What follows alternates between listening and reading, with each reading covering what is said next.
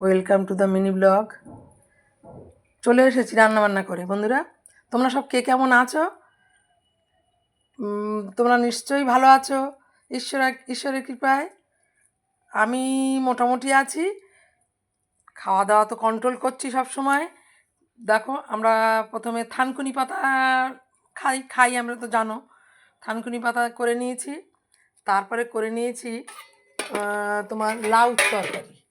লাউ এখন আমি আর চিংড়ি মাছ দেই না, চিংড়ি মাছটা দিলে একটু ভালো লাগে, চিংড়ি মাছটা আর দেই না শরীরের জন্যে। আলু লাউ দিয়ে এমনি নিরামিষ করি জিরে দিয়ে। এই হচ্ছে আমার লাউর তরকারি।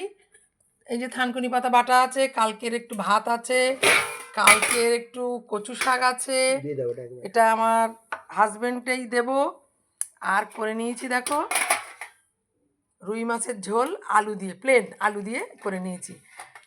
আমি তো এখন তেল মশলাও তো বেশি খাচ্ছি না নিজের শরীরের জন্যে।